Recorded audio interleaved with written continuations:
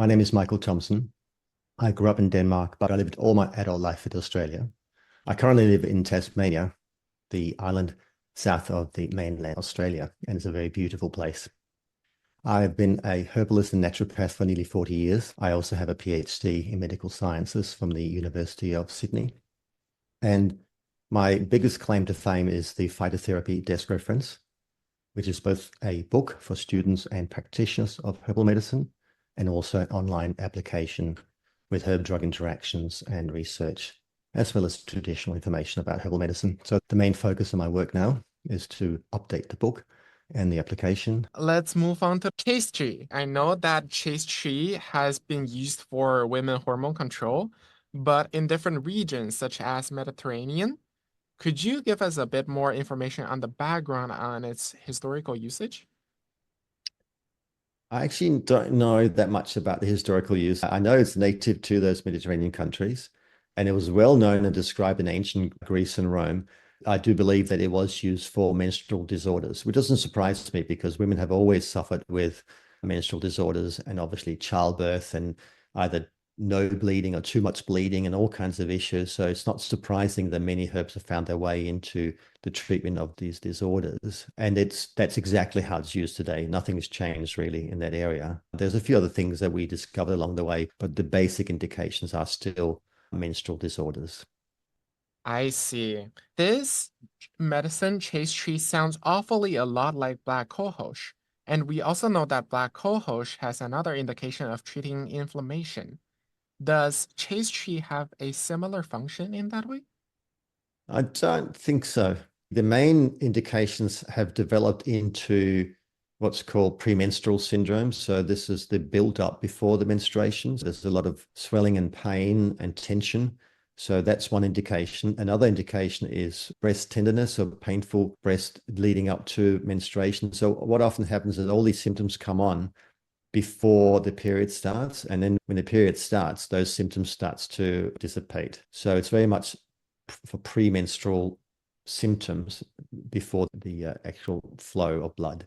But also, women can suffer irregular periods. So instead of being 4 weeks apart or whatever, they might be 6 weeks apart or they come every 2 weeks. So that's called irregular menstrual cycle. It can help to regulate that. It's also indicated for what's called amenorrhea when there's absence of menstruation, or dysmenorrhea, which is actually painful menstruation. So it really has a very broad range of applications from before the period starts, the premenstrual syndrome period, right through to after the period has started and during the period itself. It also can help with acne, so it can be used in boys as well. This is both internally and also probably topical, I would imagine. In terms of the modern research, there's a lot of research around how it might work. Initially, there was research around the hormone prolactin, because when prolactin is high, you get some of these symptoms that I described earlier. And you also can develop infertility if prolactin levels are too high. It was shown that Vitex acnes castus or chaste tree, chasteberry, could improve fertility by regulating the prolactin levels. But more research is needed because there are other actions as well. So I think this is, even though this has been around for a very long time, thousands of years, and it's been under active research for 30, 40 years already, especially in Europe, but other places as well. There's still so much that we don't know about it. Research into herbal medicine is very complicated because it's not a single chemical entity.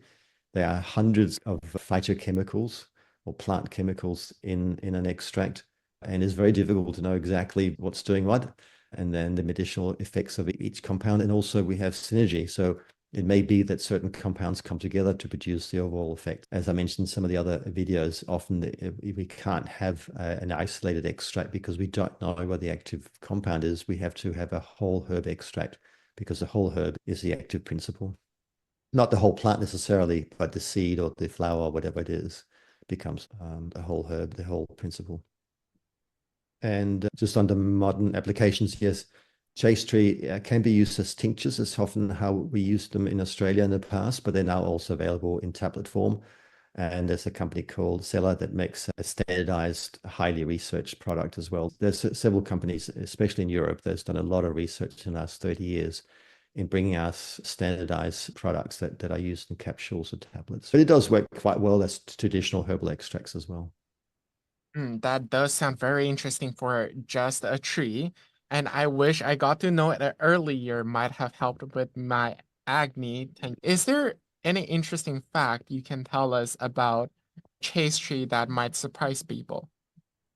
Yeah, the word itself, the name, the common name, chaste, refers to the fact that it may suppress, well, it was thought to suppress libido. I assume it was used by women to try and reduce the amount of pregnancies they would enjoy in ancient time. It was also used in medieval Europe by monks who had to be celibate to try and repress their sexual urges. So that's why it's called monk's pepper or chaste berry, because chaste is when you don't have sexual drives and urgencies. So that's the origin of the name. So you can see that they would have realized that it had some effect on reproduction or sexuality, but they didn't necessarily know exactly how and why. But modern research seems to suggest that it does not reduce sexual desires at all, but it does seem to regulate fertility and the menstrual cycle itself. That also gives us an insight back to history of how this medicine could be used as a placebo to the monks. I think that's exactly right. That is very intriguing. Thank you, Michael, for the valuable lesson on chaste trees. You're welcome. Thank you.